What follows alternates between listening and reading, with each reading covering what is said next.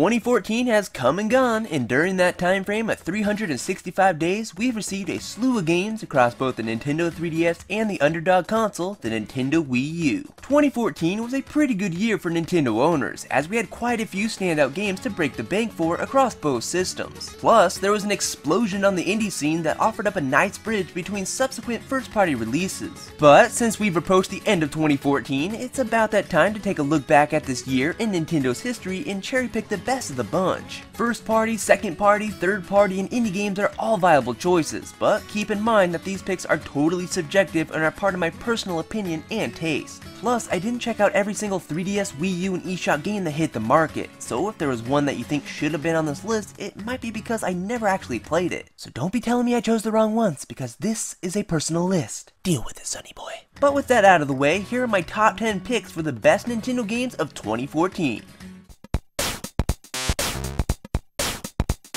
The super tough Pink Puff is back and has built up quite the appetite in his most recent outing on the Nintendo 3DS, Kirby Triple Deluxe. I've never really been a big fan of Kirby solo adventures, just because of their easy nature, but Kirby Triple Deluxe just oozes with charm that it's hard not to love. The game feels and plays very much like the Kirby you've come to know and admire through the many years he's been around. His iconic copy ability is back with a few new ones to add to his non-existent belt, and the levels are simple but offer up enough exploration to keep things interesting. And of course, the visuals are downright adorable. The game also makes some good use of the stereoscopic 3D effect of the system, considering the Pink Puff can now jump between the foreground and background of stages, opening up a new way to play for Kirby, and I'm a big fan of this mechanic. Triple Deluxe is by no means a challenging game, like most Kirby games out there, but there's just something soothing and captivating about running around as a little pink gumball and swinging a mighty sword, firing some deadly arrows, or knocking enemies upside the head with some bells.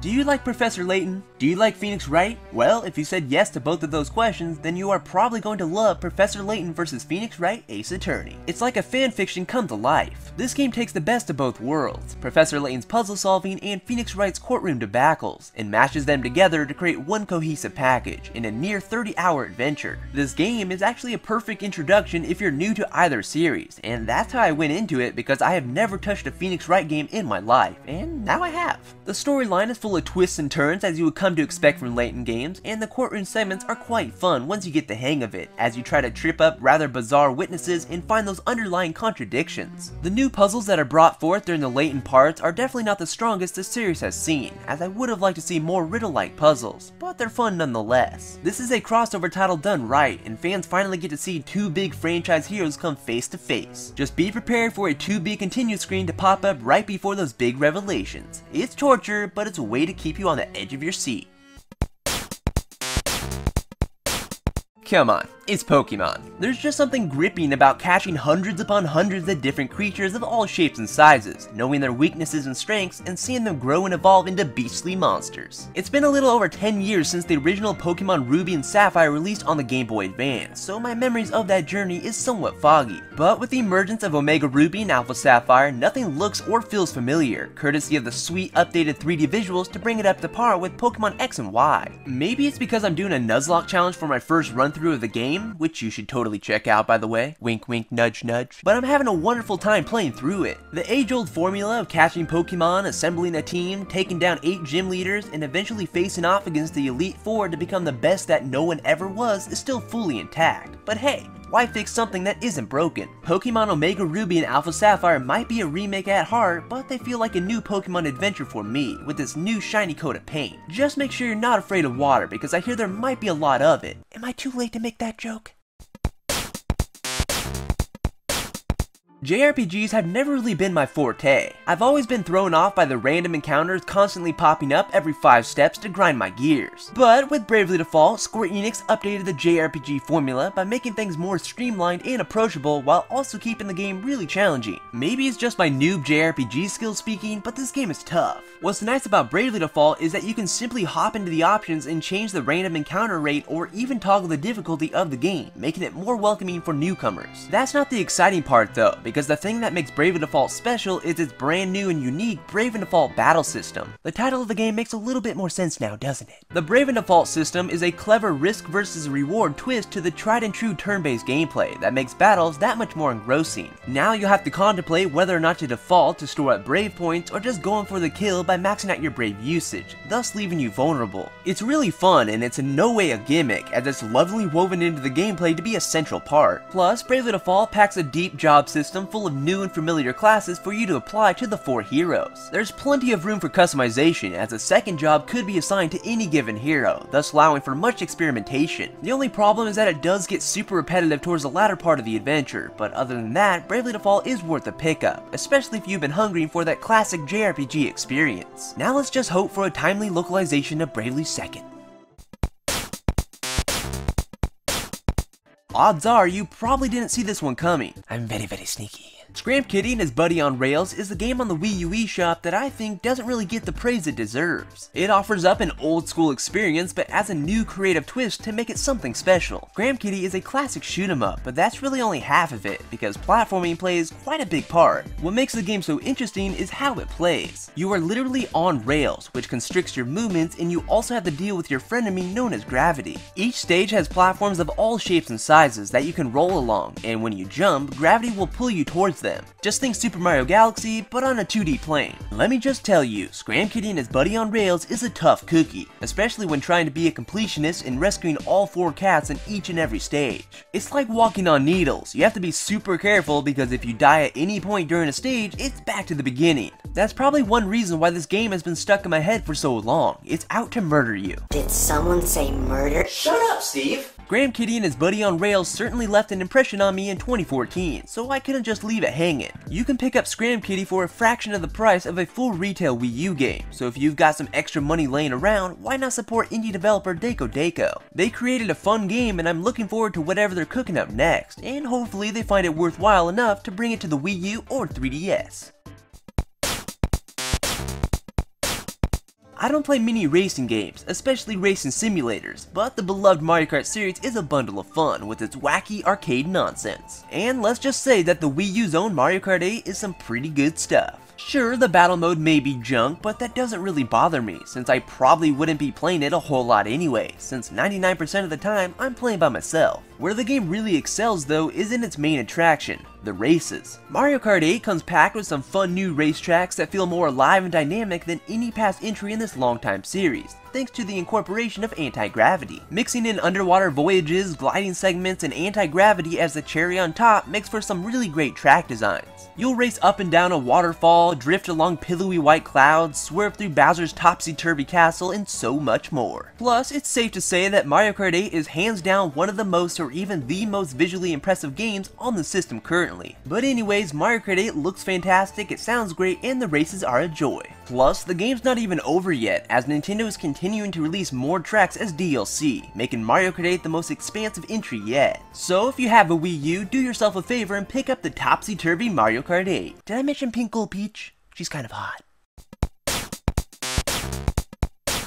At this point, I think everyone and their grandma has heard about the wonders of Shovel Knight. You know, that retro throwback starring the blue tin man who wields a deadly shovel of justice? Ringing any bells yet? Yacht Club Games had newfound fans hyped for months upon months until Shovel Knight's eventual release this year, and the fruitage of their labor showed that they poured their hearts and minds into crafting a magnificent piece of eShop goodness. Yacht Club has said many times that Shovel Knight is a love letter to the 8-bit era, and that's exactly what it is. Taking cues from games like Mega Man and Zelda 2, Shovel Knight crafts a world that you won't soon forget, with great level designs accompanied by razor-sharp controls. Plus, the difficulty is challenging but fair, there are a variety of engaging boss fights, the pixel art is spot on, and then there's the music. Oh man, the music. Jake Kaufman whips out his turntable skills and crafts an oh-so-wonderful chiptune soundtrack that is bursting at the seams with brilliance. Steal Thy Shovel deserves a Grammy, and Sean Velasco deserves an award for his amazing hair. Just look at that masterpiece. Even better, there's still more to come. There's a ton of extra content on its way that will be completely free. There will be 3 separate playable boss nights, each with their own unique campaign, a 4-player battle mode, and even a challenge mode that should be in a similar vein to the one found in New Super Mario Bros. U. If you have a Wii U or 3DS and don't have Shovel Knight yet, well, as the Purple Pikmin himself would say, what's wrong with you? How can you resist the charm of a giant applefish? It's scientifically impossible. I know. I've tried. Guacamelee Super Turbo Championship Edition is certainly not a new game, but rather it's a glorified port with new content. But it's a game worthy of being added to this list because it's the first time Guacamelee has ever graced a Nintendo platform, and well, it's just utterly brilliant, as it's one of the best games on the Wii U eShop right now. It takes nuggets from a few different genres of gaming, as it's part platformer, part Metroid, and part brawler, and it combines all three of these elements and makes one delicious Mexican entree. Drinkbox Studios nails down the Mexican setting with its stylized 2D pastel-like visuals and groovy soundtrack that'll get you shaking your imaginary maracas. Since we are talking about the Super Duper Pooper Turbo Championship Luchador Edition, it comes packing with new game areas, a new boss, new enemies, new abilities, and all the DLC from the original, so this is hands down the definitive Guacamelee experience. The controls are tight, the platforming is great with its variety of abilities, the brawling is deep and complex, and as a cherry on top, it offers a welcoming challenge. So give the game's hero, Juan Aguacate, a mouth-watering chimichanga, because that burly luchador deserves it. I wouldn't mind a bite though. It feels like it's been quite a long time since Donkey Kong Country Tropical Freeze released on Wii U, and I even thought for a minute that it didn't come out this year. But lo and behold, Bradzilla must have been losing his mind because the DK Crew's latest installment really did come out in 2014. Because of that, Tropical Freeze hands down deserves a spot in the top 10. It's another fantastic entry in the Country series, coming from the beloved Retro Studios that I feel usurps their earlier entry, Donkey Kong Country Returns. Tropical Freeze is a barrel of fun, offering up a totally different platforming experience from the League of Mario games. DK is joined by his compadre Diddy Kong once again, but this time Dixie and Cranky Kong are joining in the madness, offering up their own playstyles, which is sweet, even though Dixie is probably the best of the bunch. The level designs are great, offering up a tough as nails challenge for skilled players, and don't even get me started on the tempo stages. They're hard. Your palms will be sweating like no tomorrow as you try to complete the levels while also getting all the Kong letters. And that's one thing that's great about this game, it's not a cakewalk. Even though it's tough stuff, it's certainly not unfair, it just takes skill and precision. With the Country series being brought over to the Wii U, the franchise has never looked better, especially DK's fur. Conditioner really does work wonders. Plus, David Wise is back to do his thing in the musical spectrum for the Country series, to deliver a standout soundtrack that really spices up and brings the game to life. Donkey Kong Country Tropical Freeze is a must-have game for the Wii U, especially if you're a fan of platformers, or penguins. There's penguins too. It's been years since Satoru Iwata went on stage at E3 and announced that a brand new installment in the Super Smash Bros. Series would be coming to both the Nintendo 3DS and Wii U, unbeknownst to Masahiro Sakurai. We're now at the end of 2014, and Sakurai and his team managed to pour every ounce of energy they had to get these games out as quick as possible, while still keeping them a rock-solid experience. Both versions are now out worldwide, and Sakurai was successful because Super Smash Bros. For Nintendo 3DS and Wii U are both phenomenal games that absolutely deserve a spot as one of the best Nintendo games of 2014. One thing I love about both versions is their overflowing roster of 52 new and returning fighters. I barely even use any of the veterans because I've become so enthralled by the unique and creative spins that Sakurai added to the newcomers. Little Mac is a beastly gazelle that sends opponents flying with one hit, Rosaline and Luma are a fierce dynamic duo, and my homeboy Pac-Man is quite the troll with his fruity projectiles. What's nice about both of these titles is that they can be enjoyable as just a single player experience,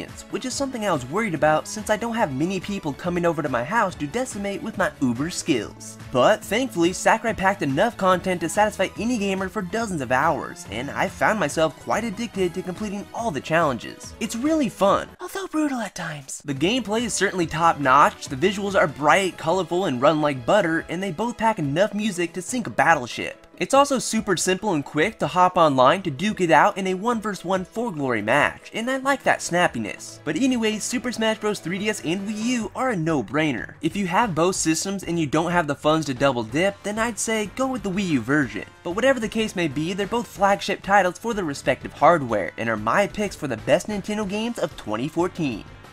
So those are my picks for the top 10 best Nintendo games of 2014. Of course, there were more than 10 Wii U and 3DS games released throughout the year, so some honorable mentions go to Captain Toad Treasure Tracker, Hyrule Warriors, and even the Wii U port of SteamWorld Dig. But go ahead and sound off in the comment section below and share your top 10 picks for 2014, because we're all going to have different opinions on what's considered the best. But that will bring us to the end of this video. If you like what you saw, please give this video a thumbs up and add your favorites and all that good stuff, and you can stay tuned for more videos in the future. But I will talk to you in the next video, guys. Bye!